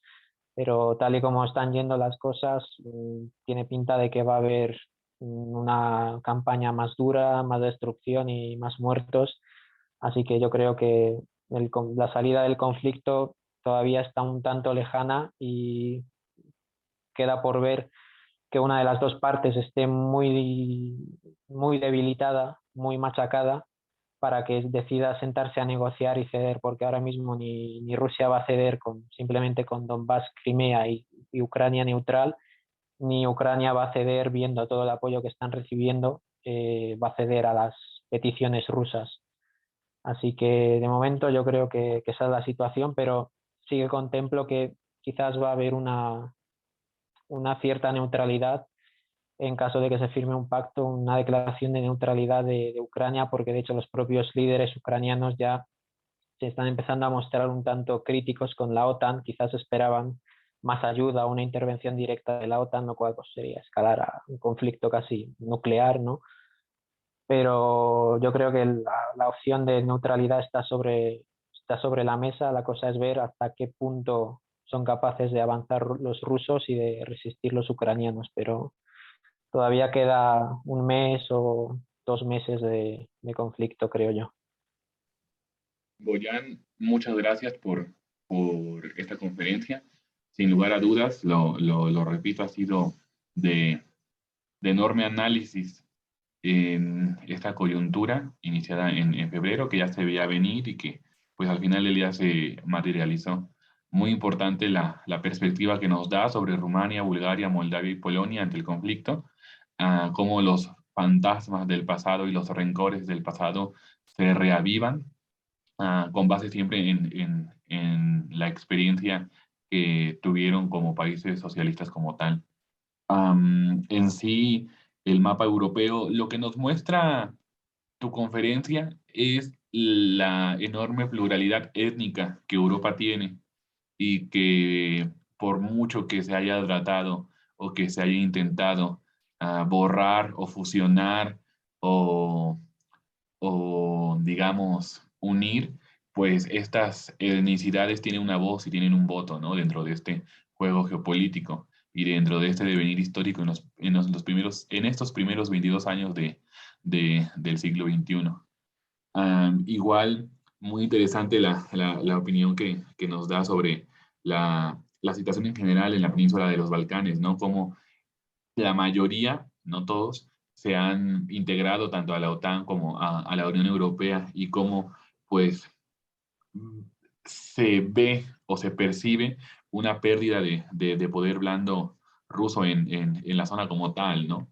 Muy interesante lo que nos comenta sobre Bosnia y sobre Serbia y sobre Kosovo y también sobre Transnistria y pues toda esta planeación rusa para con su zona o esfera de influencia, ¿no? Como tú dices, la gente y uno que otro especialista dice, ya no hay zonas de influencia, ya no hay esferas de influencia. Yo también creo que las hay y hay muchas. Y bueno, a la hora de hacer un análisis geopolítico es importante siempre tomarlas en cuenta, ¿no? Rusia, nos gusta o no, es un gigante en tamaño, un gigante en población, un actor que incide en las relaciones internacionales y que, um, aunque yo también condeno la invasión, y esto ya es personal como internacionalista, aunque yo también condeno la invasión a Ucrania, su violación a su soberanía, al derecho internacional, pues es algo que, como como yo he entendido, se ha aterrizado en la debacle que encontramos hoy. Te agradezco a nombre de lo internacional, yo lo reitero, revista estudiantil especializada en relaciones internacionales por la Benemérita Universidad Autónoma de Puebla, a nombre también de nuestra alma mater y a todo nuestro público que ha estado muy partícipe en esta segunda conferencia, que nos está viendo también a través de nuestras redes sociales y que pues ha lanzado preguntas y cuestiones muy interesantes. No sé si antes de despedir ¿tienes algo más que decir? No, que muchas gracias por la invitación. La verdad es que ha sido así el primer evento que he tenido en el que puedo hablar solo yo. Ha sido una tarea bastante difícil, ¿no? También intentar condensar toda la información, pero bueno, agradezco mucho la invitación y me ha gustado mucho. Agradezco también el interés de todos los estudiantes y bueno, espero que sea la primera colaboración de otras muchas. Exactamente, esperemos que no sea la última contra. Como constancia de participación de haremos llegar vía correo electrónico y te repito, muchas gracias para ti como para nuestro público en general. Estén pendientes de nuestros próximos eventos, vamos todavía a tener dos últimas conferencias más. Vamos a analizar a Ucrania en sus primeros 30 años de vida, a la década de los 90, década de los 2000 y década de los 2010 y la actual, que apenas va iniciando, uno de los países más jóvenes de este mundo. Y después, pues vamos a tener nuestra clausura. Entonces, les pido o les pedimos que estén pendientes de todo este magno evento. Muchas gracias y que tengan buen día.